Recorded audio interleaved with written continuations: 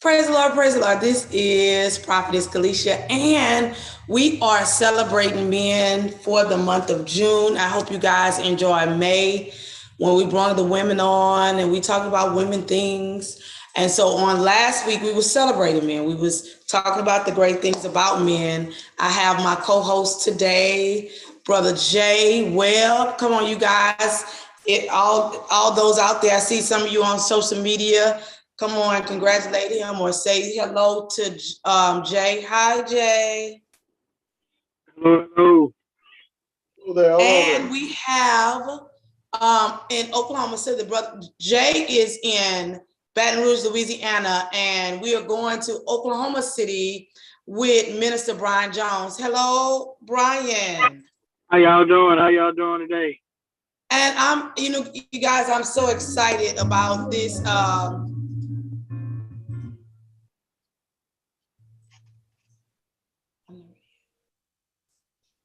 I'm so excited about today, and I'm excited about us calibrating men.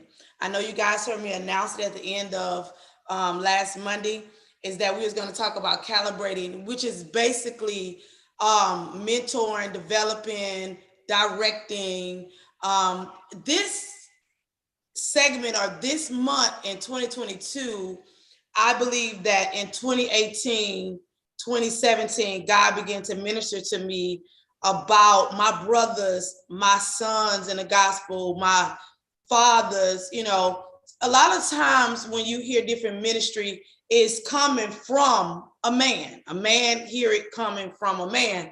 We have Bishop T.D. Jakes, Steve Harvey, and other different men out there that is talking to women about, okay, this is what men think and that kind of stuff like that. And I think that we need to have these conversations because different things that happen in the media and different things that's going on in the world is coming from men.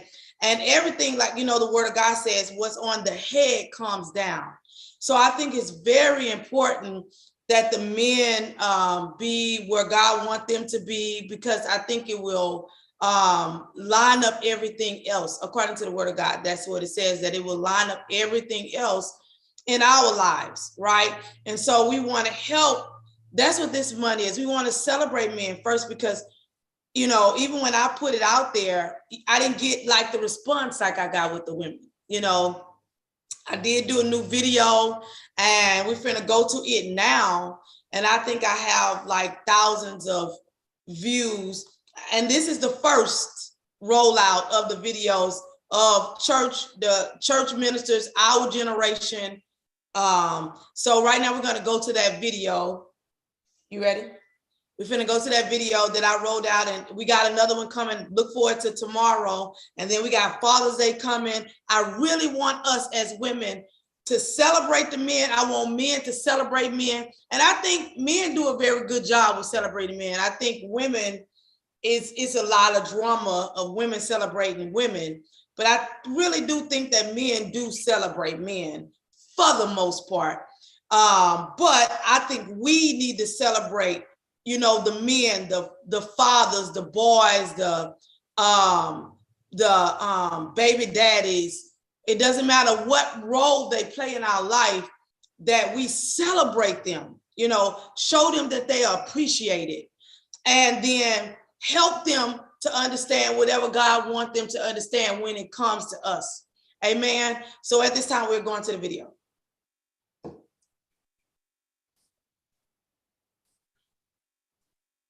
This month is National Men's Month. We celebrate it. Now I salute to you, the church world.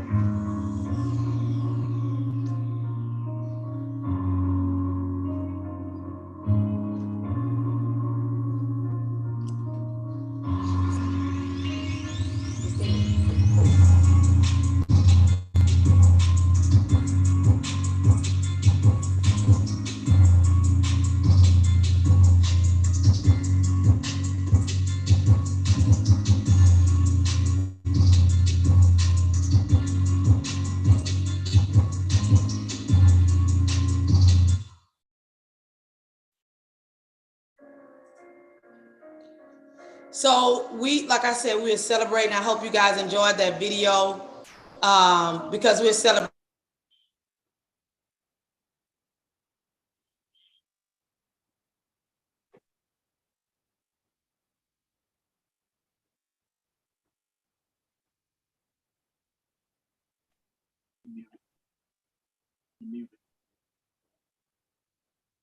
I think you're muted.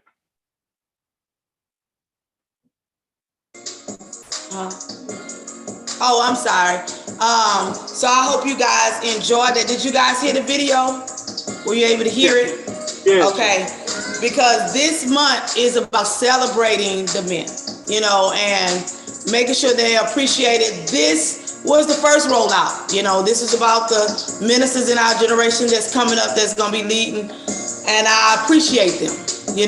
Some of them I consider to be my brother, or my friend, or whatever that is. And y'all seen Minister Brian Jones in it, so we bless God for that. But let's go on. We ended last Monday. First of all, Webb got a book where he's talking about his career and talking about how to help different men or people in general, how to deal with coming in contact with the police.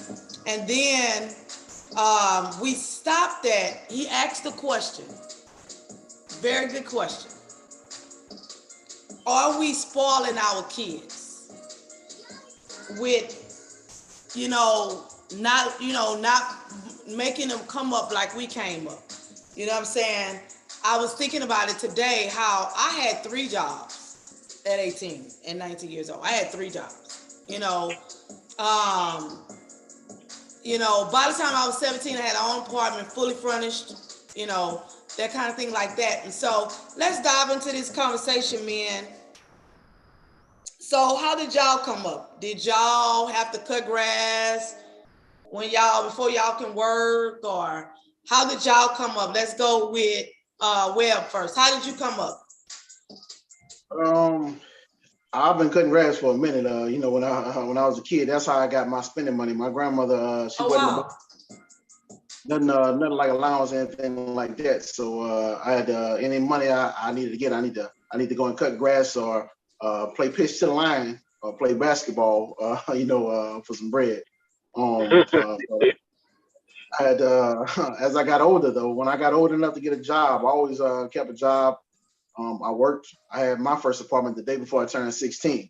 So since then, I've always understood what it was like to have bills.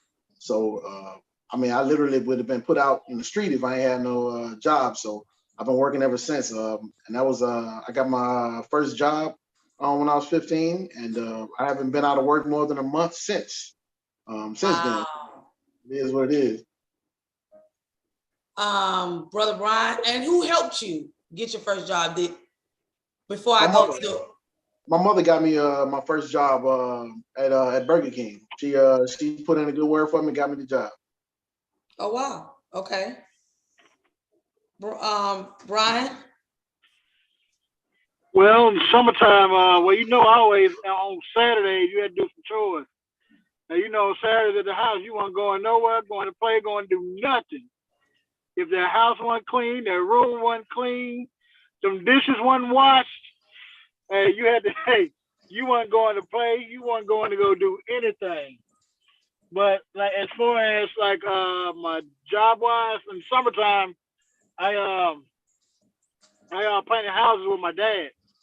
And so we would go paint houses, and in the summertime, paint houses with my dad. And then also, like Webb said too, hey, you got a lawnmower? Shoot, hey, you can go do your thing with a lawnmower. And look, and back then in the projects, the Oakland City one mowing the yards. You had to mow your own yard in the projects. And Oh so, wow. shoot, every yard you can just go on clock. Every yard next door, about what, $10? Shoot, you do a whole little sidewalk. You got your money. Oh wow. Go to work. So, You always had work. how old you was when you had your first job? Um, so I was working with my dad. I think I was like 8 years old when I was painting. So about Okay. 8 or 9 years old when I was playing. Yeah, Okay. and mowing yards, raking yards, the whole So nine. I I think I think got my very first job when I was 16. Chick-fil-A. You got a okay. good one, huh? Yeah, my first job I was 13. My first paying got a check job. You know how them summer programs, they used to call it something. Well, you probably know the North Baton Rouge Community Center. That Yep. was my first job at the North Baton Rouge Community Center. I worked there in the summer as like a summer youth leader. And so that was actually my very first job. And then it was cashiering and that kind of stuff like that. But that was my first job. And so with my children, and we stopped with children, we stop with, are our kids lazy, or I think they feel entitled. I do. I feel like this generation of children, I heard Bishop Jake say something that he said that we give them everything that we didn't have except our work ethic. And when you had to struggle because I remember even somebody, I said, man, I had to, but I stayed behind the mall. My first appointment was behind the mall. And I had bought a car at 17. So I had a car. I think I was 16 when I bought it, and it was a white couple, $300. I didn't pay that much for the car, but they was moving out of state and they didn't need it. And it was a standard. They already had vehicles and that car was just in their way. And so I didn't pay much for the vehicle, although it was a very good vehicle. But I let somebody not put the cap on my radiator. Oh, And I drove from about an hour and a half away all the way to my grandmother's house in Scotland with the cap off of it. oh man. So yeah. And then I didn't know how to listen and all that and know I didn't know how to know that something was wrong with it at the time, whatever. Got it, supposed to be fixing it, broke in. But anyway, my point is I had to get on a bus and, do a whole bunch of stuff to get. And by the time I made 18, 19 years old, I had 3 jobs, But then with that being said, I always taught my children, that I want school to be their job, go to college. I never thought that they wouldn't go to college. You know what I'm saying? Like, I'm telling them, or they wouldn't do this or that and the other. And then my older kids, they went for a semester, or 2. And then that school was that ain't what they wanted to do no more. And so I would say that I regret not making them have that work ethic. My son, on the other hand, they father have older sons and cousins. The sons have cousins. So one summer, the boys came to the house and we had a lawnmower. And they was like, Mom, they called me Mom, even the cousins. They was like, Mom, can we use that lawnmower to go cut grass? I'm like, that's ears to my, that's music to my ears. I'm like, yeah. They took my son, and I think my son couldn't have been more than 12, 13 years old, through the neighborhood, and they like just racked up money. So once they left, he had a business, literally. I made him cards showing lawn, okay? Showing lawn, give him the card, let him know, And so he had a business in the neighborhood because one summer they came and they cut grass. So what y'all think? What y'all think about the work ethic with y'all sons or kids, or do y'all do the same thing? Brian, I'm gonna go to you first. Do you make your kids get up on Saturday and clean up? Oh yeah, they get up. Look, she in the car with me right now, shaking her head like, yeah. She do, but and even when you say about work ethic, I thought about my job and I thought about this young generation. I think about this is what I think about. This generation is like a techie generation. Like, dealing with like computers and all that type of stuff. And so when they get into a work field that has manual labor, it's totally different. Because they all when they even when they're in schools, what they doing? They on iPads. They Mhm. doing certain stuff like that. And so, but when they get into a real work field, it's totally different for them. And so at that point, they really are trying to learn because this is something new. Right. You know, and that's what I see in the work field. When I see the younger generation, or I see the kids that I have to train at the job. It's something new, especially when it's physical labor. They're Right. like, man, what is this? Right. This is different. And are you thinking right now? And I'm gonna be this gonna be my last point. Are you thinking about like even right now when you have parents in the house, and like nowadays you almost got your parents working almost 2 and 3 jobs trying to make things happen, and so 9 times out of 10, sometimes the kids are raising themselves. Or the kids probably raising the younger siblings. And so but the parents are working trying to make a better life for the kids. That's And how I so grew up. yeah, and Right. That's see, how and I so feel too. yeah, so that right there can play a role in a child's life as far as work ethic. Well, I was sitting there thinking, my kids, my eldest is 12 years old. My youngest, I only have two, both boys, and a 7-year-old. So my 12-year-old, he makes his allowance by taking out the garbage and cutting the grass. I got a 6-acre yard, so it takes about 3 hours on a riding lawnmower just to cut it. So that's how he makes his living. But I don't feel like I'm giving him a work ethic. I'm giving it. I feel like he doesn't have anything that requires any funds or anything like that.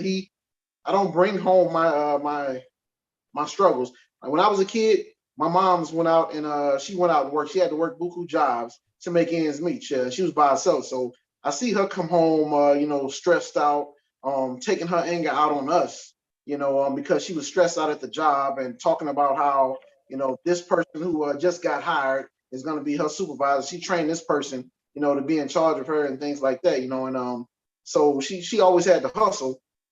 And that's what kind of gave me my hustle. I didn't want to be in that same situation. I felt like I'm watching her, struggle so hard. I never wanted to do that, And then she used to always tell me, "You want me to treat you like them other kids, parents and everything like that." In my mind, I've seen kids coming to school, with the new J's and things like that. But I didn't realize that, when they go home, they ain't got nobody to really care about them. Their clothes wasn't ironed, anything like that. They just had the name brand stuff. So I've been really thinking about this myself for a little while. How do I give my kids ambition if I give them everything else? I mean, I live in a pretty nice house. Got, land. I've made myself successful, and so my kids are pretty damn lazy. I mean, they really are because they have everything they need. And I talk to my kids about finances quite often. We play a little game. If I gave you $1 million today, what would you do with it? When they first started playing, they say stuff like, "I give each one of my friends, this much money," or "I go out and buy this car," and then I start hitting them with, "Okay, well, you bought this $100,000 car. Now you got $400,000 left." It's like, "No, I had $1 million, so no, you got to pay taxes." And I just hit them with all these little extra little problems that money, that come with money. And so now they've gotten to a point where they can say, "Okay, listen, if I had $1 million, I'll put it in the stock market and I'll do this." So they have that idea of functioning with money, but they don't really have any kind of work ethic. And I really don't have that worked out. Or how do I give my sons work ethic yet? I'm still working on it. well, I can say that my granddad, I was just thinking about my cousins. I wish that he would have done this with my brother, but my brother is like the first grandson, you know. So, and I'm the first granddaughter, and you know, I didn't do nothing, okay? But even with, like, we're talking about the cleaning, the chores thing. Yeah. I honestly did. My mom she made really good money, whereas we struggled, I think, when I was little, and I remember I can't really remember it, to be honest. But by the time I got to, like, let's say 7 or 8, you know, we would stand in houses that people would stand in a day. Like, my mama worked to make sure that we didn't stay in certain neighborhoods. And then, this is when my Uncle Liddell was playing pro. Well, he was playing at UNO. So then he went pro. So we had people to clean up behind us. That's why we went with that. Okay. Yeah. My mama said that they wasn't supposed to be cleaning up behind us. They're supposed to be teaching us how to do it. Well, that ain't what I did. My sister used to help them. Like, when they would come in our room to clean our room or whatever, or they cleaning up the bathrooms and that kind of stuff like that, I'm just keeping it 100. I got out their way. Okay. I got my baby dolls. I had a dollhouse in the back of the house. Outside, you know, I had a playhouse, dollhouse, big, you know, it was a big old playhouse in the back. And I went outside and played. I didn't stay inside, you know. So I didn't know how to clean up. I didn't know how to wash dishes. I didn't know how to. Now, I didn't like to do the yard. So when we did move back to Baton Rouge, my mom got a house, the whole family would go outside and do the yard. Well, I didn't do no yard. I'm not going out there. Okay. By then, I'm about 13, 14. I'm not me in the dirt. Like, I didn't even play. Now, people play mud pies. I didn't do mud pies. No, I wasn't doing that. I got a mud pie, baby. No, didn't do that. Okay. I think I did one time and regretted it because then it was just I was always extra. Like, I didn't do none of that. So my mom really worked really hard to make sure that we had certain things. My sister, on the other hand, she picked up a lot of stuff along the way. Now, I know I eventually knew how to do certain things if my mama asked me, or we did it together, especially when she got her business. It's like, I can lay tile, I can do sheetrock, I can do all of that, because she would ask me to help. But it wasn't until I got my own spot that I have to, well, we was probably about 16, 17 when we started to have to clean. And I was like, and I remember one day the dishes was in the zinc, and my mom said, Kalisha, you know, well, she was fussing at all of us. And we had Jordans and all these clothes and stuff. She took our bags of clothes and put them on the street. Cause, you know, we didn't pick up, we didn't do none of that. And then one day she was like, she just came home and racked up all the dishes and all our clothes and put them outside. And we was like, what you doing? What you did with our stuff? And she was like, I'm sick of walking in this house. I got dishes in the zinc. I got to come clean up behind y'all and blah, blah, blah. And we was like, we never had to do it. We never had to do it. Yeah. You know, and I think for me, teaching my girls, because I have girls, well, Brian, he know my babies, but I have girls. I got one son.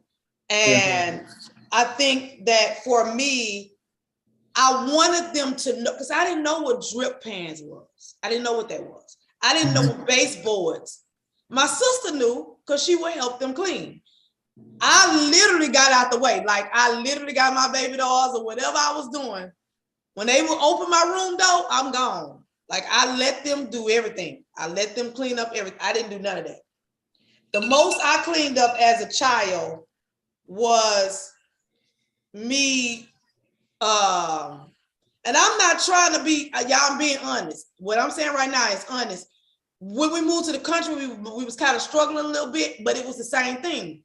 My mama had somebody to come stay that was older, and they did everything. Now, I remember me trying to help wash dishes and cutting my foot. We wasn't in the dish, we wasn't in the kitchen no more, you know. And I had to be at least 11 by then, you know. I didn't. And I'm not just, but I wanted, once I got my children and I had children, I wanted them to know what to do, you know. Right. Yeah. So, but I wanted to say this. My granddaddy took my cousins, boy cousins, they washed cars in the summer. That's how they made money. They washed cars. They went to a company and they washed all the cars. You know, they cut grass. He would cut grass for the doctors and stuff like that to make them some money. He did different things. He worked for IBM, but on the side, he cut grass and washed cars. And so he had my cousins, them, that's how they bought their school clothes and their tennis shoes and stuff like that. So I think it's very important that some of these things be implemented. Let me ask y'all this, because we talked about mentorship last week. What type of things y'all think that we can do to get the mentorship going? And I'm serious, y'all. Or what, you know, what is needed? Because like Webb just said, he said he don't really think his sons are getting that work ethic. You know, it's something we got to do. The reason why I'm saying this is because this generation of kids is robbing. You know, they getting into all kind of stuff. And to me, they being raised by mamas, different mamas, right? Our mamas got on to us. We got whoopings, you know. This generation they want to be friends. You know, y'all are men and y'all are in y'all kids' lives. I think our generation is trying to come back to that. But it's, man, especially in Baton Rouge, man, like it's bad right now. New Orleans, you know, all the killings is, you know, kids soon as they hit 18, you know. Yeah, Monroe's like that too. It was always this bad. It's Monroe's like that too. What you said, Well? I think it was always, you know, like this. It's just been, you know, televised now. I remember, you know, 2 years ago, having this same conversation with my grandmother. Kids nowadays, this is going on. You go back 10 years before that. Kids nowadays are raised differently, you know. And if you go, I mean, every generation, you know, thinks their generation was the greatest generation and everything like that. I know my childhood sucked, so I wouldn't want to go back to that type of thing. But I can say for certain that upbringing made sure that I'm going to be in my children's life. You know, that I'm going to make sure that they squared away. And the hard lessons that I got, like the financial deal, if I wanted to go to college, that wasn't happening anyway. We had no funds to go to college, nor did the importance pads stay in school. For what? They never gave me, you know, why do I need to stay in school? What's the, you know, the benefit of staying in school? If I didn't have shows like the Cosby Show, something like that, I never would have saw anything like you know, anything like that. Man, I grew up in houses that were just roaches everywhere. You know, it's just like, it was just ridiculous, you know, looking back on it. And so now those kind of experiences is what created, you know, who I am now. But because I had those experiences, I blocked my kids from it. And I do feel like that if you don't have any discomfort, you don't move. If you are comfortable where you are, you're not gonna move. You're not gonna go forward. And so how do I teach them that? Do I need to take things away from them? You know, to I mean, like, take the luxuries, these video games that, you know, we got for them. My kids are, you know, honor roll students. You know, so when they want to play a video game, play a video game. You know, I feel like, you know, because I mean, they're not shooting, robbing, they're not stealing. They are very respectful kids. But how do you convey a want to not to be in poverty if you never even experienced it? And I, you know, I can go ahead. Well, no, I'm just gonna ditto what he said. You know, your kids, my kids, though, we got good kids, you know, and they on honor roll and everything, you know, and like you said, you don't want them to be grow up in poverty, or not even go in poverty, but grow into the way you were. You know, and I'm not gonna say I just had a bad life, you know, all that, but you know, at times, you know, certain stuff got rough and everything, you know, but you always want the better life for your kids, you know, Okay, and whatever you can do to do it, you know what I'm saying, that's what you're gonna do. You know, and you said something real important. You said, you know, if you get comfortable in the spot, that's where you're gonna be at. You know, and this how, you know, and me personally, you know, and I have learned, I'm still learning. You know, I can't get comfortable, you know, doing something, you know what I'm saying? Because we should be always growing, you know, and growing and, you know, growing, you know, so, and that's what, and I'm learning that each and every day. Uh, and, you know, I think one of the things that helped me out the most was that I know I'm going to make mistakes. And so I'm not going to beat myself up, right. you know? So, I mean, you just keep on going. Okay. You said, well, that if they're comfortable, they're not. What do you mean by that? Like, Okay. If you are okay, if I have all my needs, let's say I'm in a situation where my food is provided. I have lights and electricity, and I have a house, you know, to live in. That's comfortable. I have the food I need. I'm comfortable. Yeah. Why do I need to go work? If I have a Yeah. okay, job that is, you okay, know, that's providing for me, why do I need to go get a better job? Because it provides everything I need. Now, on one side, that's going to give you a certain happiness if you don't have aspirations to do more. Yeah. But the other side, a lack of ambition, you would not even realize that you are at the bottom. You at a position that is just garbage, and you don't even realize it because you're comfortable. You have to be hungry to go get up and say, "Look, man, we need to get some food in this house." Or you got to be thirsty to say, "Look, man, you know, okay, we ain't got no water in the fridge. I need to go out there and get something because I'm uncomfortable." You have to make somebody uncomfortable for them to move and go out and get something. That's why I have a good work ethic, because I was uncomfortable when I grew up. We were poor. I seen these other cats had things that I wanted, and so that gave me the drive to go and get it. I seen, you know, my family, my siblings, you know, struggling, you know, fussing because, I mean, man, I didn't even know what ham tastes like till I was like 10 years old. My mom used to get her some ham and get us bologna. Man, I ain't ate bologna in like 30 years. You know, I don't even cook, man. You move right by that because I just don't dig that, you know. You know, all we did was get grape jelly when we came up. I don't even eat grape jelly now. You know, liver, I don't mess with none of that because that Yeah. that was uncomfortable. Y'all remember those canned goods with the picture of a chicken on it? You Oh know, yeah. it just had a shape of a A chicken on commodity. it, or a cow. Yeah, you know. The Oh cheese yeah. was good. I ain't got no problem with the cheese, but the rest of Yeah, that yeah, stuff yeah. was garbage. Right. You know. Those some So good I don't ever cheese. want to have to see that, and that's what motivated me to move forward. But my kids, Yeah. my youngest and my oldest, they eat oysters, they eat lobsters, they eat all this kind of stuff. There, life is good for them, you know. but ain't So nothing wrong with that though. Like, No, no, it's not. there's nothing wrong with that. Say it again. Okay, how about this? I went to school. I was in middle school with this cat named Leonard. I think Rucker. I'm not really sure. This cat had everything. You know, everything. No, I'm not sure if it was Leonard Rucker, but whatever his name was, he was a rich kid. You know, he had everything. You know, he required. You know, always had the polos, had the jabos, had the J's. Every time he came through, and you could tell they had money. You know, there was a yellow cat, light skinned brother, you know, come through there, always, you know, flashing everything. Wasn't really interested in school, but it was a fashion show for him. All the girls, you know, flocking at him. Some of the ones that I was supposed to get, but you know, whatever. That's beside the point. I ain't better.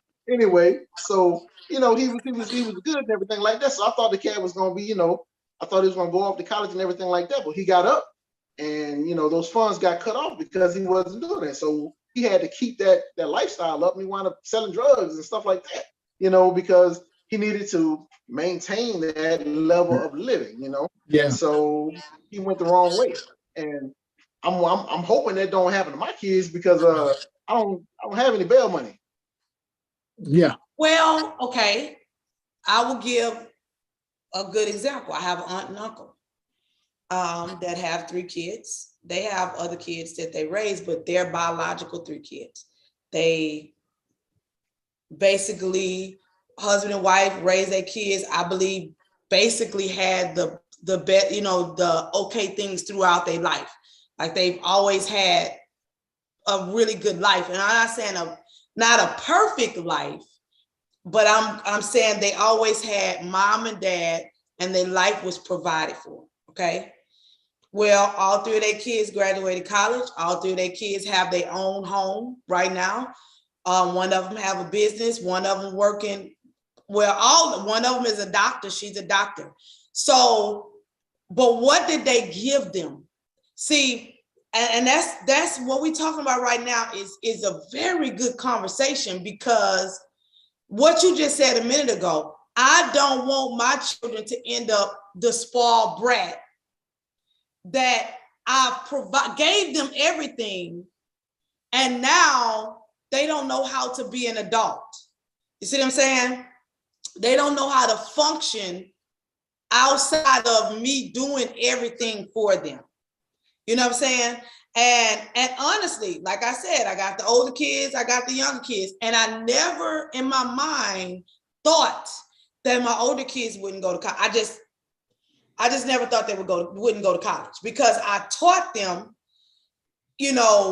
military, college, whatever. Now I'm okay with military. Not really a big military person, but I've met people, got good friends that's in military. The reason I push college, because everybody say college ain't for you. I say it's gonna be on the job training anyway. I don't care where you go, you're gonna get on the job training. That's all college. Yeah. That's all college is. So for me, just like when I went into law enforcement, they had people that have been in law enforcement for 15 years. 15 years. I walked in at their pay grade. Why? Because I have a college degree. And so the difference is, it doesn't matter, even if because I had a degree in accounting, I went into law enforcement because right before the pandemic, all this and all that. And I walked, it was a big deal, like they tried to make a really big deal about it, how she walked in, she making the same. Well, I walked in there making the same money because I have a college degree. So it trumped experience, or it's the same as experience. So that's why, for instance, I heard Steve Harvey say the same thing about a college degree. Then it was a doctor and this thing like, well, now you do need to go to college. And I listened to him about the stuff he went through financially. Yeah. By his accountant messing over him and that kind of stuff like that. If he would have got a business degree, they teach you accounting. Like you got to take 2 accounting classes with a business degree. Why? Because he is his own business. So if you're going to be a singer, you're going to be any type of entertainer. I always say that when they talk to me and I talk to anybody that's in there, I say, if you're your business, if you're a pastor, I'm just keeping it 100, and you got books and you got all that, you need to at least take some business classes. Yeah. Why? Because you're your own. Whatever you do, if you're in entertainment, if you're a comedian, if you're a rapper, if you your own business. You know what I'm saying? And if you need to know how to market you, because that's part of business, you need to know, okay, what taxes, what I can do. If I win the lottery right now, if you win the lottery, Brian, what would you do? No, if I win the lottery. That's $200,000 they got, right? $200 million. Yeah. That they got out there right now, Lotto and Powerball. Right now, you hit one of them. It don't even matter which one. Shuck, $200 million. I don't give a damn which one I hit. You hit one of them Lotto or that Powerball. What would you do? And I heard Webb talking about it a second ago. But what would you do? What would you do? What would be your thought pattern? I mean, have you even thought about that? Investment. That's part of it. Yeah, investment. And one of the things I always want to do is, like, even if I do get money flow, help others. That's one of my things. Help others, invest. That's me. But most likely invest, most definitely. Because, okay, so you're in wherever they go sign the paper at, right? You're sitting at the table. Yeah. And they say to you, do you want to split this in 3 years, 5 years, or you want all the money now? What you gonna do? I do 3. you're gonna get it in 3 years. Yeah. Okay. So if you do it in 3 years, you get the total amount. What would you do, Webb, if you hit the Powerball Lotto right now? I'm asking this money because asking this question because people can, if you lived in poverty or you lived in even middle class life, because middle class, man, I'm a single parent, so I'm middle class but single. You know what I'm saying? And so people think, oh, you rich, you might have more money than you ever had, or you might have this and that kind of stuff like that. Because with accounting, I have made the most money. When 7 years ago, I made the most money I ever made in my life. Double people's salary, actually a 6-salary figure. I made the most money in my life, but I'm still a single parent. Whereas people have 2 people in the house, it's only me. So that's just 2 salaries in my book. So what would you do though, Webb? What would you do if you hit the Powerball Lotto? Me and my kids play this game all the time. If I won $200 million, I'm gonna take whatever cash I can get right now. If I can get the full amount in 3 years, I'm gonna go ahead and I'm gonna do it like that. First thing I'm gonna do is pay off all my bills. All the bills got to go. Everything I ever owed, whatever that's gone. I'm smashing all that. House, car, all that kind of stuff there. I ain't giving my siblings any money. I just don't do that. But I will pay off all their bills. I'll pay off all the bills, all them siblings. So y'all got a clean slate too, so y'all can do something with that. I'm gonna do a Weber College Fund, where all you got to do is have good grades, have your last name be Weber. You can get you a college fund to get up in there, for the family and everything like that. No problem there. Go ahead and take it's $200 million. Take about $10 million for each of my sons and set up a trust fund for them that they can't get till they about 25. With certain criteria put in place, like maybe they ain't got to work, so college degree, in business, or something that's going to teach them how to spend money. So $10 million a trust fund for each of them. To get at a later time. I'm gonna blow a certain amount of money. I'm gonna just pick. I feel like $1 million is just blowing it. I'm talking about just stupid things. Swimming pool full of jello, whatever the case may be. I don't even care. Just some way to get all the stupidness out of my system.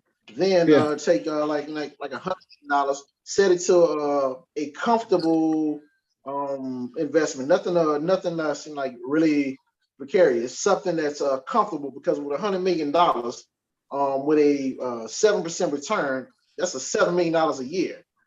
I don't have the kind of aspirations that's gonna go over $7 million a year. So that'll keep me $100 million and $7 million to spend annually. So with that, I would never be broke. I got family and everything like that.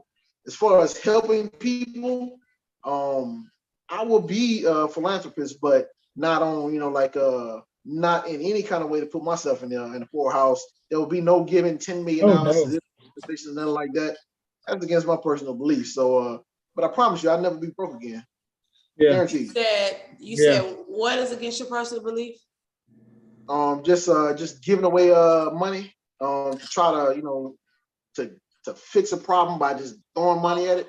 That's not my thing. I personally, if one of my friends got a big payday, I don't want you to give me no money. I'm straight, dude.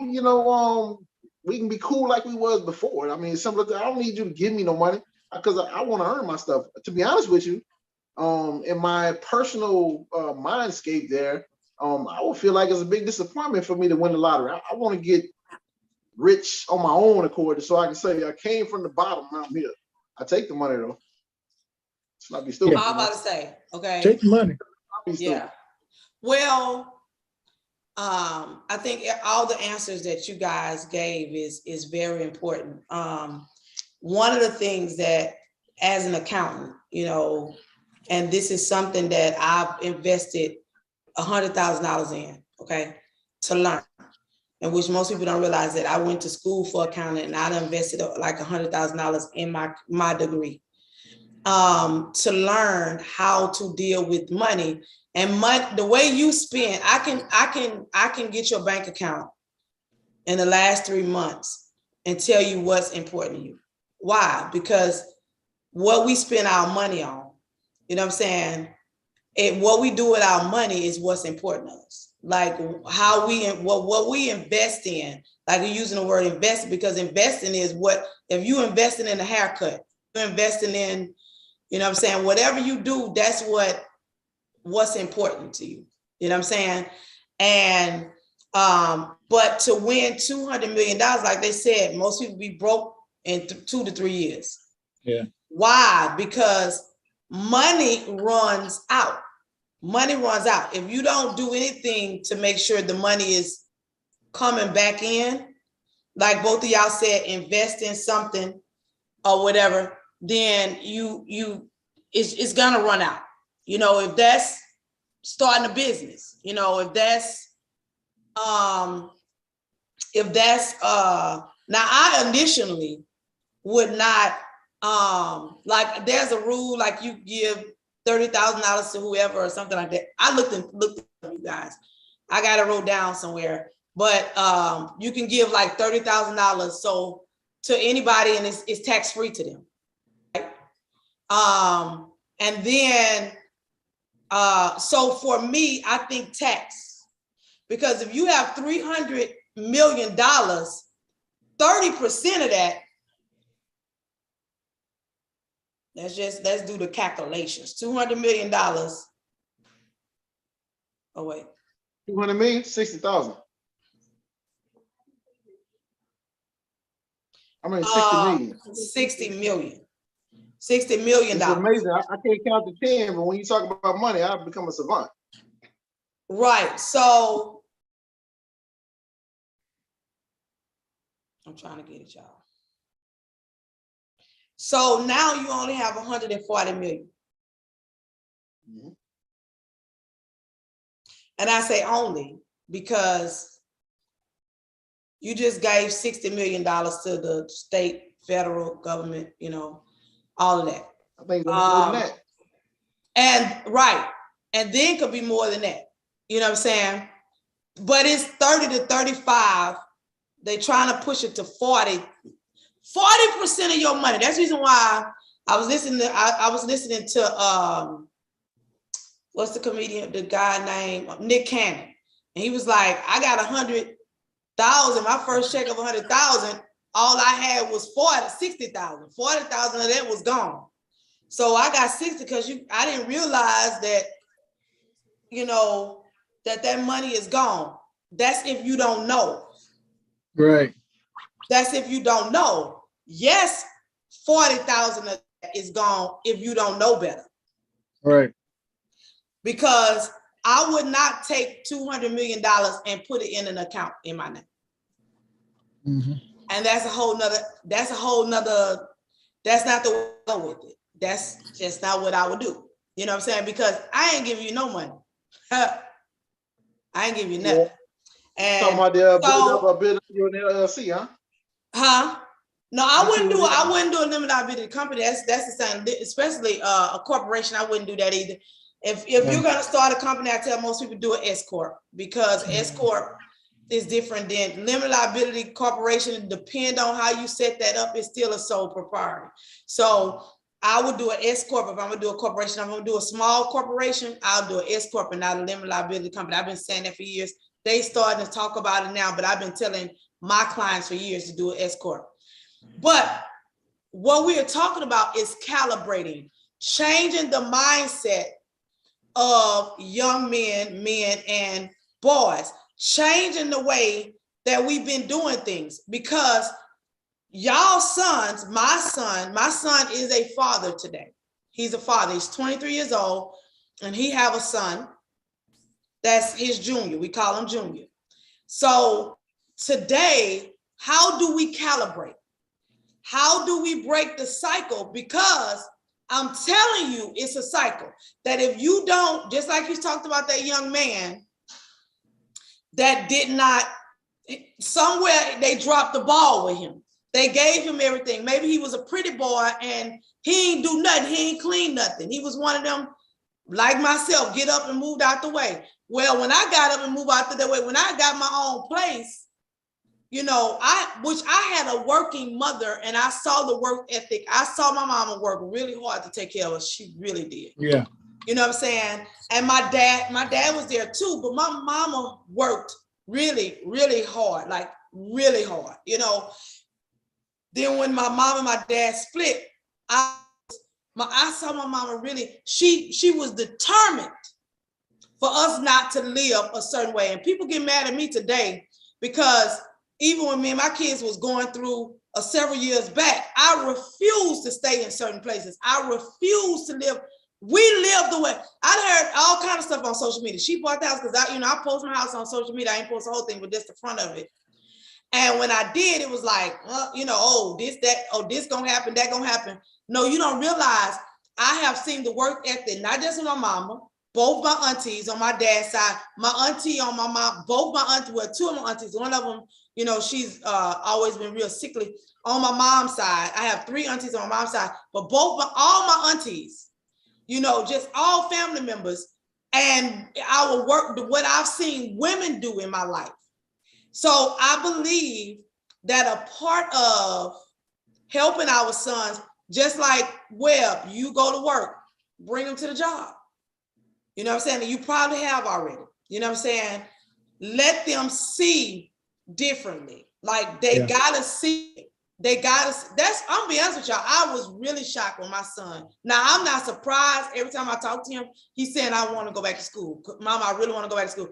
I was so surprised he didn't get a college degree. He stayed at the college with me and want to be in college. Just got in a bad relationship. The girl didn't think it was necessary. Now they got a child. So what do y'all think? Calibrated. How do you calibrate? Which is forming this next generation. We got to change it, you guys. To get them there. I think the best way is set an example. Now, the things that, like you say, you can check your bank account and see the things that are important to you. I, on a regular basis, I have conversations with my sons, and so they see what I'm doing. They see a hell of a lot more than we think they see. They see the way I speak to my wife. They see the way I speak to other people. They see when I'm talking on the phone. If I'm telling the truth, I'm not telling the truth. Little things, that I don't think they're paying attention to, I know they're paying attention to. I always tell them, what's a man's job? To protect and provide for his family. They notice we go over that mantra over and over and over again. So the things that are important to me, I think, they are definitely getting that. They know certain things. This might be a little bit left, but I have a policy of we don't the men in my family, we don't hit women first. I know that sounds kind of jacked up. Most people say they don't hit women, but we say we don't hit women first because we ain't gonna take a beating from nobody, because that's just the way I grew up. And so, little things like that I've heard my boys repeat and things like that, so I know they are paying attention and I am having an effect on them. They are good men. They are good young men at this point. I'm certain of that. The only thing I don't think their work ethic is great because they don't have a need to do it. If all of a sudden my past, I have life insurance, so even if I pass, they're not gonna hit real hard times. So, and that's, I think, what makes strong men, hard times make strong men. So I think maybe I should turn the electricity off in this piece and kind of get them to understand, because I grew up. We've had the lights cut off, and when I grew up, we've had the lights cut off, and we've had to go and get water and all this kind of little things there. We've had to boil water to take a hot tub, have a bath and everything like that, with the gas stove and everything. So these experiences what made me have the work ethic. So that's my only problem. I don't know how to pass along a work ethic because they don't have a need. So they're good men. How do you think we need to calibrate this next generation, Brian? So one of the things that you said that sparked my mind was that you said about your son. When you said you were taking your son to the colleges and everything, you would say, hey, he was going to be the one that, go to school. That's what you thought. And so he will. He will go back. He got in a bad relationship, and I'm just being honest. And, and even in my face, this girl, we just had this recent conversation probably about a month and a half ago. Yeah. And she was like, that ain't necessary. I said, it is. Yeah. And you may not feel like it's necessary, but are you okay with him doing what he believes is necessary? Because it's something that he really want to do, but it's something she don't believe necessary. Yeah. So, but I think he will eventually do it, but yeah, he will. And so when you said that, that made me think in my own self, you know, you gotta think about my mom and dad are both educators. My daddy, 30 plus years, my mom, 20 something plus years. Both my mom and dad, my mom has a master, my dad went to college, she has a couple degrees. My sister has her master's. My other sister has her master's. I don't. Okay. And so I started doing another thing. And so, and it's not like I didn't have education, because I did. And then also I had scholarships.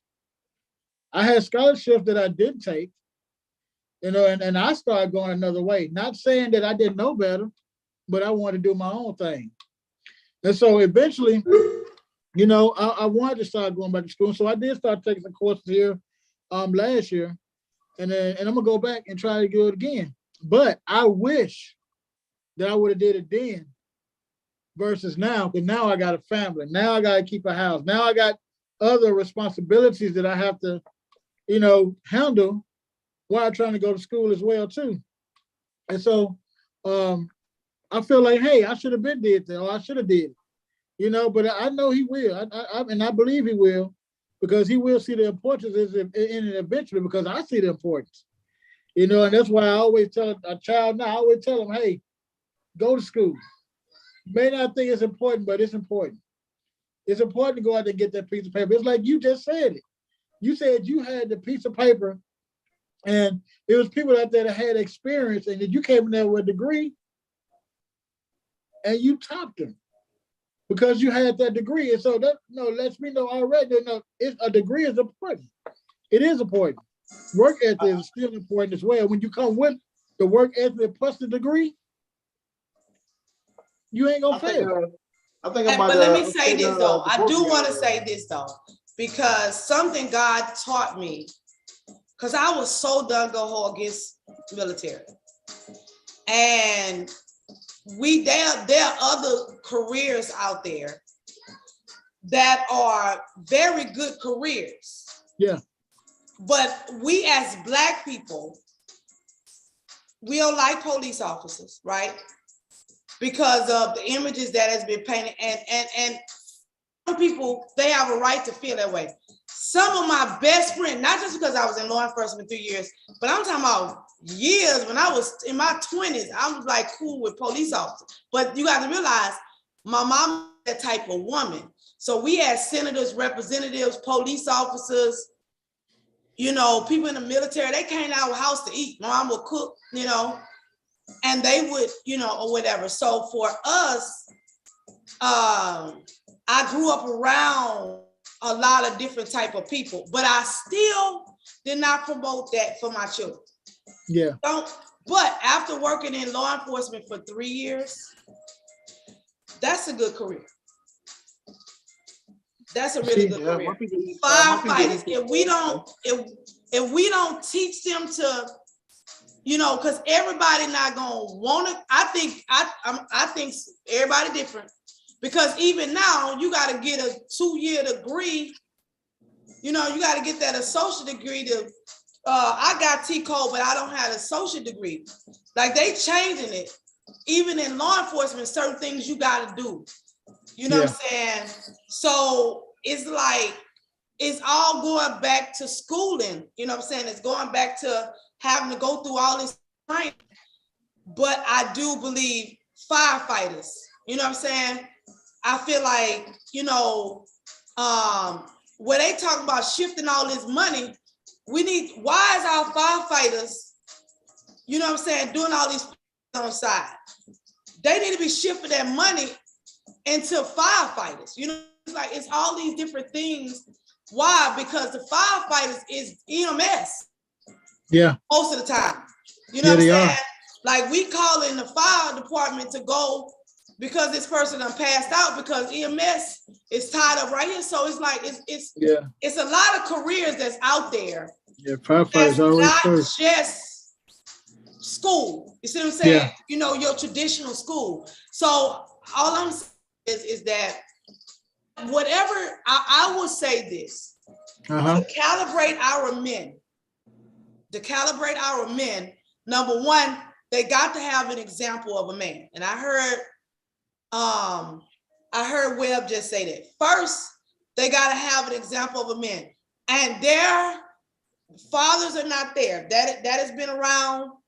I think baby boomers started that. I really do. I think the baby boomers not being there for us, okay? And then it kind of trickled down. Now I see our generation coming back, right? And being in their kids' lives. But that in between, like 1970 to 1980, maybe even 81, that generation, you know what I'm saying? It's a lot in there that, you know what I'm saying, was just not, it's a lot happened with our generation with that father not being there. So I think number one, that the man they need that image. Yeah. Right? They need that male image. And then two, something that Brian, you said that I kind of said, but you said, is that they got to see. So if you know, you had a conversation with your kids, what do you want to do? Some say, I want to go in law enforcement, like you are in Webb. Well, what are you going to say to them? Like, what's the real conversation? You see what I'm saying? Like, they got to have a real conversation because you got to be. Yeah, you got to be. Yeah, you're right. Because, that ain't something you can just go into because I don't even realize being out. I slept for like 2 or 3 months, 1 or 2, like 2 months straight after me coming out of law enforcement. Like I just went to sleep. Yeah, because it was a lot. This ain't for everybody. This is not a job that's for everybody. But I tell, I mean, I don't think kids, you know, back when I was in school, they used to ask you what you want to be, and they used to be police officer, doctor, all that kind of stuff there. But you know, when I see the rich kids and everything like the wealthy kids, they have a more of a more focus on what they're gonna do. And so when I ask my kids what they want to do, it changes. It changes quite a bit. You know, my 7-year-old wants to be a police officer. But that's just, you know, maybe he's saying that, you know, for my benefit and things like that. My eldest wants to be an entrepreneur because we talk about that kind of stuff all the time. So I can believe that. But I always tell them, I say, look, man, if you're going to take your trip, what's the first thing you're going to do? The first thing you're going to do. They always say, pack, or they say, get gas, or they say something like that. And I say, no, the first thing you got to do if you're going to take a trip is decide where you're going. You might be going somewhere cold. You might be going somewhere warm, you know, whatever. So you're going to need to know so you can pack, you know, what direction you're going in, whatever. You need to decide where you're going. So I think it's necessary to get kids early on, early as you can, to decide what is best for you, where you want to go. Because most of the time we fall into our occupation after high school. That's when we decide what we want to do. When I'm looking at, you know, television and research, when I'm talking to, you know, great people, it was like, in second grade, I knew what I wanted to be. And so since they knew what they wanted to be, they were heading in that direction a long time, you know, beforehand. You know, and so they were actually going to be on their target because they knew where they wanted to go a long time ago. So if we can get our kids early on to decide what they want to do and start working towards that, that's a much bigger benefit. Okay. Go ahead. Go ahead, Brian. Oh no, I was just gonna say, you know, he brought a good point, you know, and you know, with him being, you said something, with him being, you know, a policeman as well. You know, I was gonna go the direction at one time. Now I was an ambulance driver for 5 years, so I did do EMS, but I have a lot of law enforcement in my family. You know, dealing with the Pentagon. I had people in the Pentagon and FBI, you know, and motorcycle cops. I mean, I have that in my family, and so. But when you out there in the streets, you know, it changed your perspective of the cops. You know, and you know, when I first moved down here to Oklahoma, I had this guy that was really pressing for me to be the police. you know, and I almost went there, but when you think about where I came from and when you saw the police where I was at, you know, it was totally different for me. Now, the field, what they do, what they supposed to be doing and everything, I get it. I got that police all in my family, like I said. But from my eyes, it was totally different, like you said. You know, And it was totally different. so I believe that to calibrate for men to be calibrated, our young boys, our teenagers, even men to be calibrated, number one, they're gonna have to see it. So if my son say that he want to be an entrepreneur, then maybe you need to meet, because to be an entrepreneur is a very hard job. If anything that you are building on your own, you first got to do it. And you talking about having a work ethic. Yeah. Because you are your business. It goes back to you are your business. You are the one to make it to be what it is. If you waiting on somebody else, it's not gonna happen. You got to get out of there and hustle and bustle and sell whatever you coming in your mind to sell. But like you just said a minute ago, that's the point that I want to bring up. We say we gotta struggle. We gotta struggle to get there, right? We gotta cut the lights off to get the work ethic out of them. Whereas other races, that's not true. You know, this white kid or this Asian kid, which Asians work, and they got good grades, got this good education. I'm talking about for the most part. I ain't talking about all of them, but they didn't have to work hard coming up as a child. So why do our children have to work hard in order to have a hard work ethic? I think I got the answer to that. Go ahead.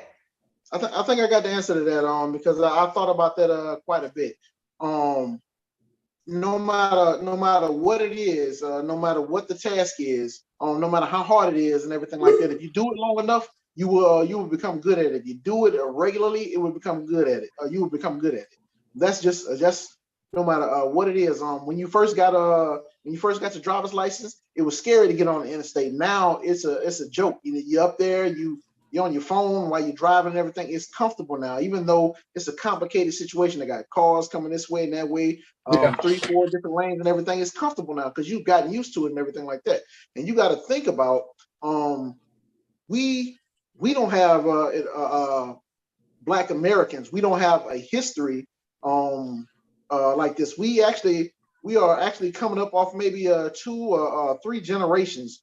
And all 3 generations are struggling. Before that, I mean, because we feel like it's a long way back, but my grandmother's mother was a slave.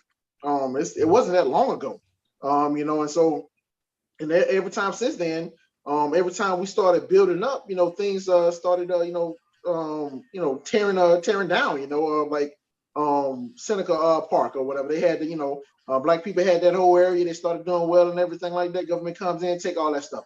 Well, man, check it out. Not only did they take all that stuff, they took away the generational wealth they would have had. If my great grandmother had a house and she passed it along, to her son, maybe he sold that house so he can, build, he can go to college, or maybe he built that, he rented that house out or something like that. That was something that they would have had, that would have taught, the next generation and everything like that. Provided, certain income and things like that, like Tulsa, Oklahoma, when they came in and tore all that stuff down, that was wealth. They had movie theaters, they had doctor's offices, they had airports and things like that. Well, you'd have passed that down to your kid and everything. They would have taught them how to do these things and taught them how to run a business and taught them all these things. So even though you might have not been, getting a big rush, of information, you would have got this slowly over time. And so once your family has been doing this, for so many, generations, you will have it. It will become to you as second nature.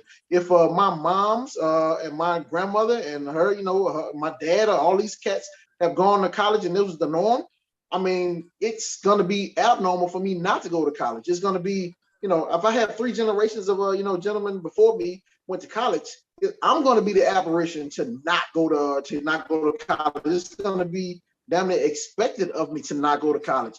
Not, but we are in a generation where we're the first one in our family to go to college, or you know, and we need these harsh environments, you know, these harsh things to make us make these drastic changes. Because if my mother didn't finish high school, she didn't finish high school, so I need this drastic push to make me do, you know, this thing here. But if all of these people in my, you know, family have done this thing, it's gonna, you know, that's gonna be the norm. So the norm, no matter how ridiculous it is, how extreme it is, or whatever, the norm is okay. It's easy to do, you know, once you get it. But we're starting from scratch. And We so actually only like 2 or 3 generations to get normal. So I mean, the Europeans, the white folks, yeah, they've been dealing, you know, since they got off the boat, you know, they don't even go by African American or, you know, Irish American. They're just Americans. Ask them, you know, where are you from? I'm American. You know, you Irish American, or you're German American, or you all this kind of stuff here. We're the only ones. I ain't never been to Africa, but I'm an African American. How? You know, so I've been here, you know, for generations and generations, but my history is gone. I got to start from scratch. So I think is why it's so hard, because we don't have no traditions. You know, we don't have any traditions that's our own. We don't even know why we put up a Christmas tree. We don't know all the stuff we do. We don't even understand why we do it. The little small stuff. I bet you both of you have a drawer in your house that gets full of plastic bags from Walmart. I bet you got it. You don't even know why you got it. I bet you both got it though. It's a drawer full of grocery bags. Oh, hell, but I I'm wrong. guess yeah. Tell me I'm wrong. Yeah. I don't know why we do it. But okay, so what I heard you say is a new norm, that to help calibrate the next generation is create a new norm. And I believe that our generation is doing that. My mom's generation, for me, I can't speak for everybody else, because I do have a friend a guy that was in the neighborhood with, and he talked about, he remembered the first day he came home and their lights went off and never came back home. So everybody don't have the same story, but I will say that I believe, for me, it's been several generations. And that's probably why I have the mindset that I do. Is because for me, my great-grandmother, not just my grandmother, but my great-grandmother had her own house. She made my grandmother clothes. My grandmother's mother, that was my great-great-grandmother. My grandmother's mother, she had a nursing degree. She went to school for nursing. And I don't know if my grandmother had a degree. I don't know if my grandmother had a degree, but all 10 of her children, all my mom, brothers, and sisters had the opportunity to go to college. All of them had scholarships. All 10 of them had scholarships. You're proving my point. That's right, the norm of your thing. Right. And that's why I'm saying is that to create a new norm. Now on my dad's side, same thing is that now they mama work, from what I hear, very hard, but all of my aunts and uncles shock you to see. Like, all of them are doing good. That's the same way it is, for real. My mama's side and my daddy's side. Yeah. That I am, and that's why Kalisha sit in the spot that she sit today. That's the reason why I can say what today is that you don't have to, well, I was about to say, you don't have to struggle.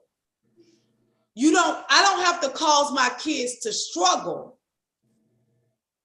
make them learn. Now, if they don't listen, that's another thing.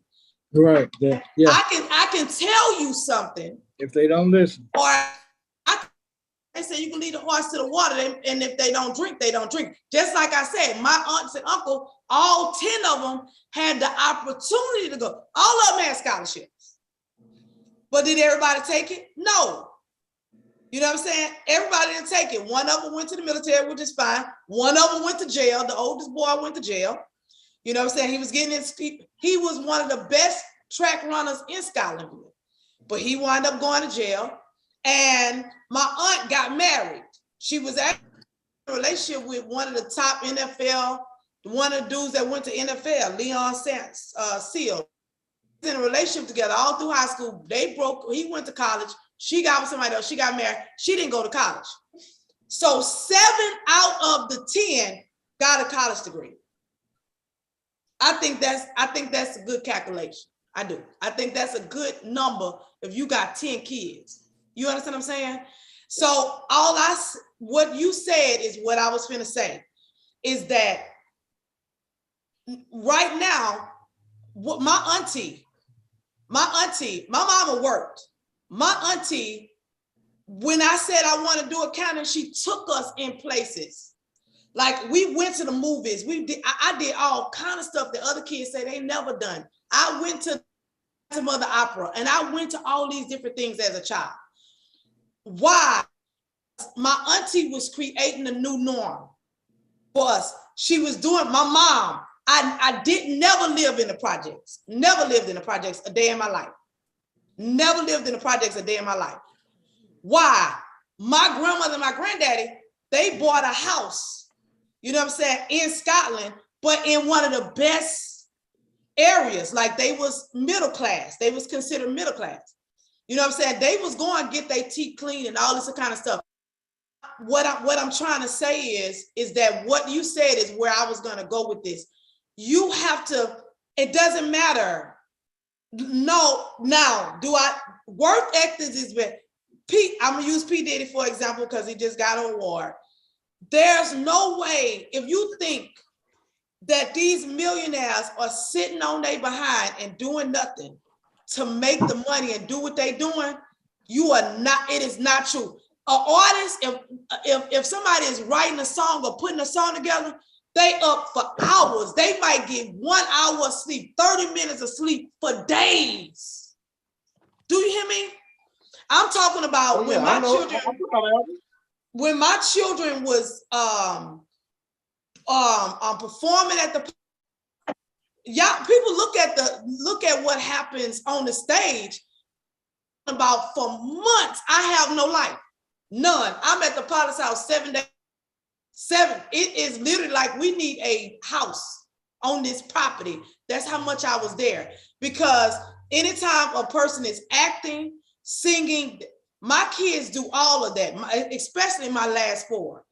To me, my last 4 kids, there's no way they shouldn't be. If that's really what they want to do, God has already set it up for them. They started a knee high to the duck on major stages. Every people y'all see TV and producers don't even work with them already. Why? Because they started with a child all the way now. And now for them, it's easy. When they get up there and sing and when they get up there and dance, it's just what they do. My mom was like, we just came from Baton Rouge 2 weekends ago. And we was there, and my baby, she 9 years old, and she was just dancing in front of, my mama said she was just blown away. Because at 4 years old, Divine was standing on stage dancing in front of millions. So for them, what's normal to them is not normal, wasn't normal for me. Even though at 10, I was singing in front of thousands, but it still wasn't normal for me what was normal for them. You see what I'm saying? Right. And what was normal for me wasn't normal for my mama. You know what I'm saying? And I believe that we can change this generation and have to do well. And I'm saying it to you, we got to extend beyond our nuclear family. We have to. Because if not, this generation that's coming behind us, they lost, y'all. They is so And I'm not talking about our kids that have us. I'm talking about the ones up houses. You know what I'm saying? I'm talking about this boy that killed 9 out of 10, her trying to stop him. How do you kill? There's no way I can kill Madea. That my brother, we got 50 grandkids that my grandmother and my granddaddy have. That's great grand and all. There's probably about 60 of us. And they lived a long life. Trying to kill my mama. You understand what I'm saying? And I watched this video today. You don't do that kind of thing. Yeah, I watched this girl cussing her mama out. The mama saying, "Get up and get your child up," and she's straight up cussing her mama out online. And it's like a whole bunch. First of all, like what's going on? You see what I'm saying? We gotta, and I really believe that we need to start now, and we're gonna have to reach beyond the aisles. We got to. There's a boy didn't have what you didn't have, Will, that my brother, because although I have all these uncles, which not on my dad's side, we didn't go around them till I was like 20 something. But on my mom's side, my uncle was playing pro ball. My other uncle moved to California. So my brother didn't have nobody there. And so when my granddaddy saw what was happening with my brother, have the rest of them. So the rest of them that came behind him, fine. But my brother, he didn't have that mentor.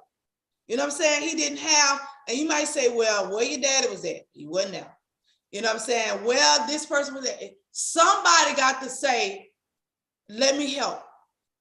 You know what I'm saying? Let me do something to try to help, but the ones that want to help, because they got somebody out there, like, man, bro, I wish I had somebody to just teach me this stuff, man. Like, show me how to do this. And so I really, like you just said, create a new norm. And for those that don't have nobody, we got to reach across the aisles. We have to. My son, you know, we didn't play Roderick, because I ain't finna say that he didn't have to. He had his dad in his life. You know what I'm saying? Once he became a teenager, when we divorced, it was just me. You know what I'm saying? And I'm telling you, they need that reach across the aisle. They do.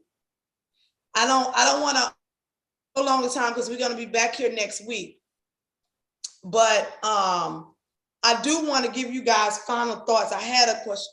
Oh, Brian, I heard him say their rule is, I don't want to leave that there without giving you an opportunity to respond to what your rule was in the home. He said his rule in his family is they don't hit a woman first. What was you taught, and what do you teach your son? You don't hit a woman. You don't hit a woman, you know, and one of my things is I like, well, I like unity. And one of the things is I try my hardest and my best to stay unified. I'm one person, I do not like drama, you know, and so, but I don't believe in hitting a woman. I just, you know, that's something that I've been taught. Now I would say this. I'm gonna say this. My son had 5 sisters. He got 5 sisters. Right. When he was young, that's the same thing I taught him, and I still teach him.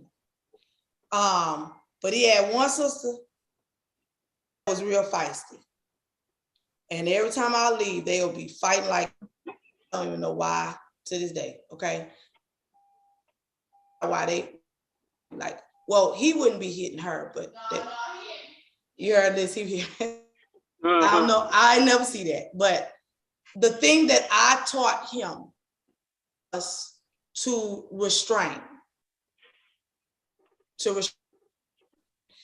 Because the situation, like, I know in law enforcement, I know what Webb is saying. You run up on one of the females, fight. You feel what I'm saying? You run up on a female that can really, really fight. When I was in high school, my brother was fighting dudes, I was fighting with him. My brother would get me because he knew I could fight. So I'm saying that to say that, but wasn't never the type of, I've never been the type of woman. Let me say that because I'll be somewhere, somebody that Prophetess Kalisha jump on me, and that ain't what I said. That's when I was in high school. And all I saw was my brother was fighting, and then I'm fighting with him and then at the end, why are we fighting? You know, that. But I never, like you just said, protecting yourself. We teach our sons not to fight women, but girls will haul off and slap you because you're a dude. No, you don't let no female haul off and slap. You don't let no female. They got some females that's not taught. Don't put your hands on a man. You know what I'm saying? You don't, everybody, because all men ain't taught not to hit. And so you hit him, he might hit you back. Your mama might have taught you back, which is bad. I always, now because of what I've learned, I told him to restrain. But the thing is, because let me quantify that. I had to cut you off. Let me quantify that so there's no misconception, no misconfusion, no confusion. When I say that, I am on officer, so I have dealt with that a lot. In general, women have this, and this is probably a whole nother conversation in and of itself.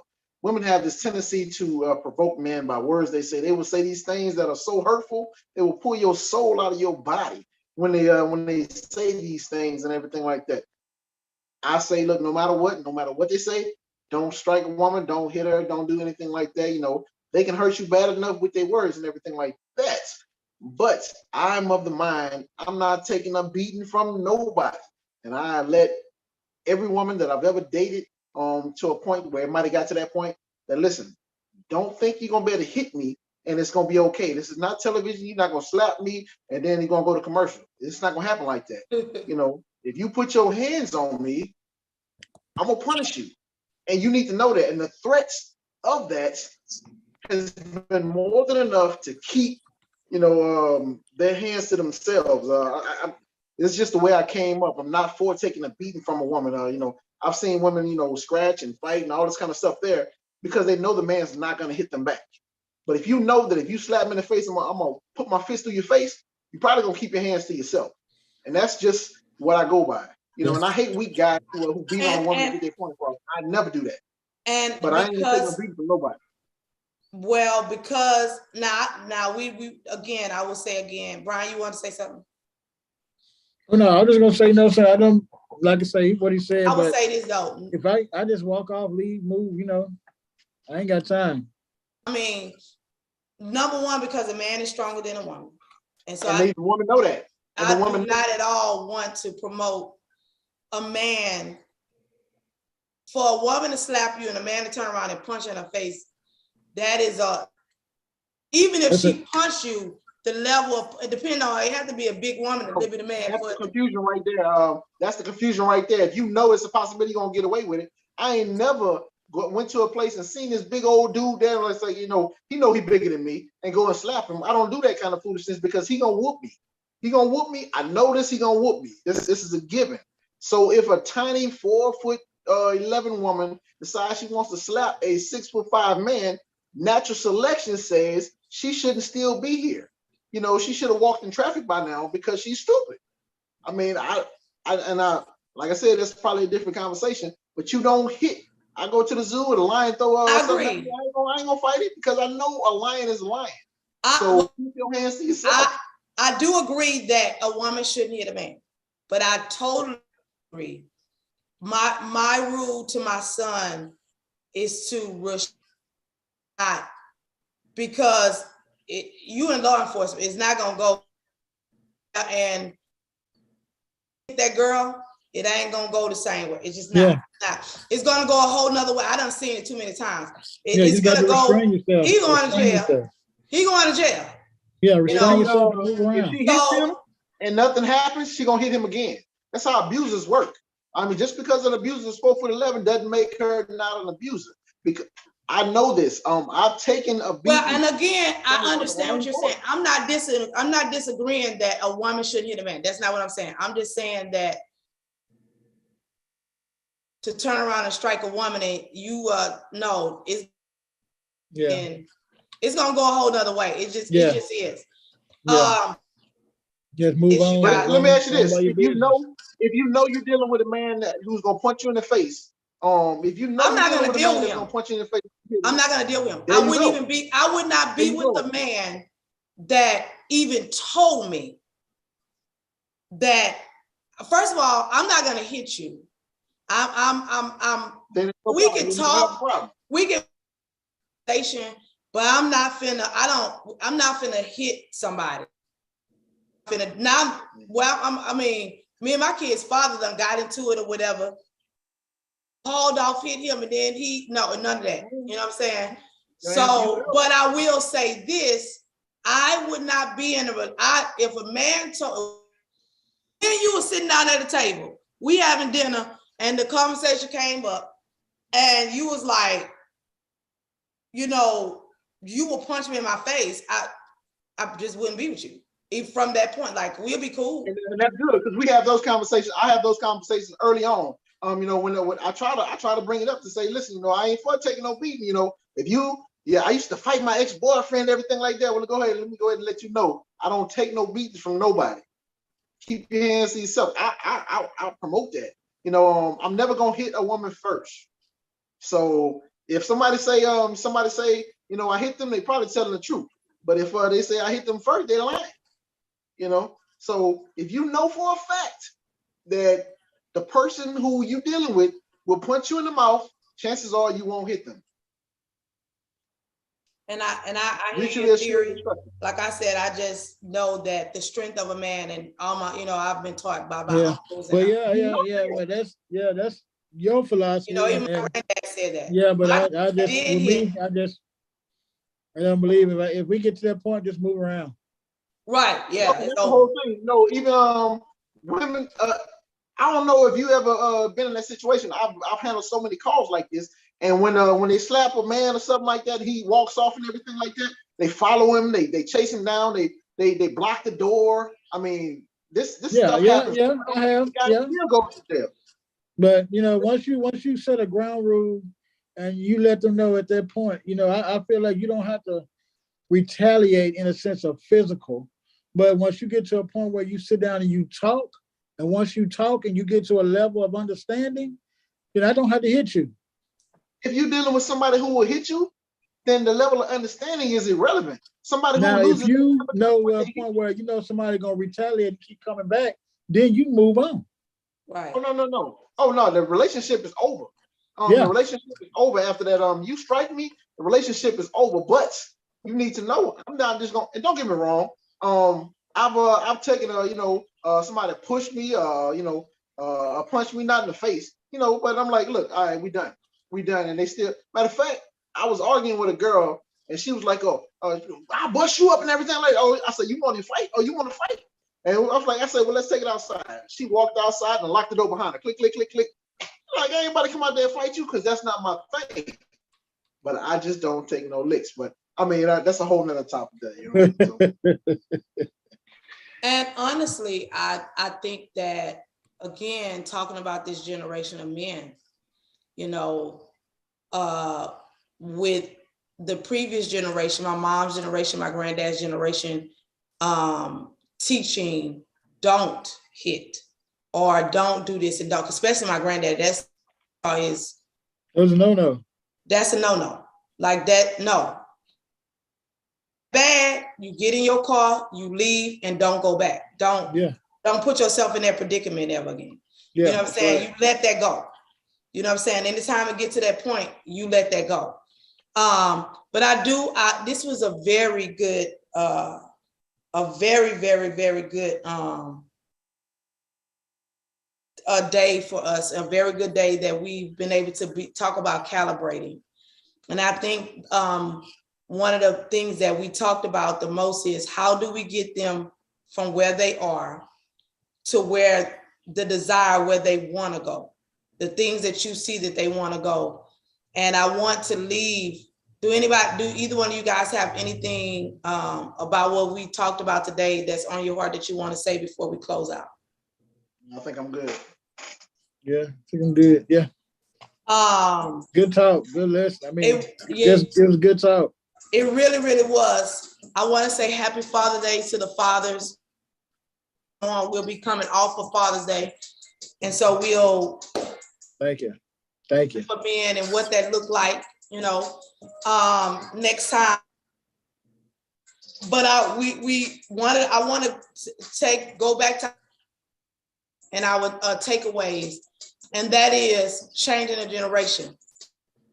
Yeah, is setting it up for them, changing it, going into another direction of, and letting us be this. If you don't, you know what I'm saying, set a standard, let you be the standard. And then what they got, I have generations in my family. I listened to Bishop T. Where she was an entrepreneur, and when he was a boy, she watched him do business deals. That's why he's able to do business. We have to allow them to see it. Even if my child tell me they want to be a doctor, there is a doctor that will allow them to come sweep their floors. You see what I'm saying? If they say they want to be a lawyer, my daughter, I took her around senators and representatives and the DA and all that. I put her around the atmosphere that she said she wanted to do. Why? Because if that's what you want to do, I gotta give you that environment so you can see the work ethic. It's gonna be easy. Like, hey, mama, you make us sing hours and hours and hours and do this again. I need you to do it 10 times right before you hit that stage. Right. Things that we need to give them. Whatever they might, we don't want them to have the struggle that we have, but we do want them to have the work ethic. We want them to go hard for whatever they have out there. So we are calibrating. We're going, y'all, these are not just words. Anybody that's listening out there, we're going to try to put some things in motion. Yeah. Most definitely. Next year, we have to, So I thank everyone for listening on tonight. We'll be back again next Monday. Tune in at 8:00. Go further in the conversation. Next week, it's about fatherhood. Although we've been talking about, what we talking about today is not necessarily if it's your child. It's reaching across the aisles as well. Yes. Next week, what is fatherhood? I'm a woman. I know what motherhood is. I carry my children 9 months. And, I know what motherhood is. I cannot even begin to tell you, man, the mind of a man when it comes. So next week, we're going to talk about fatherhood. See you guys. Go and be blessed.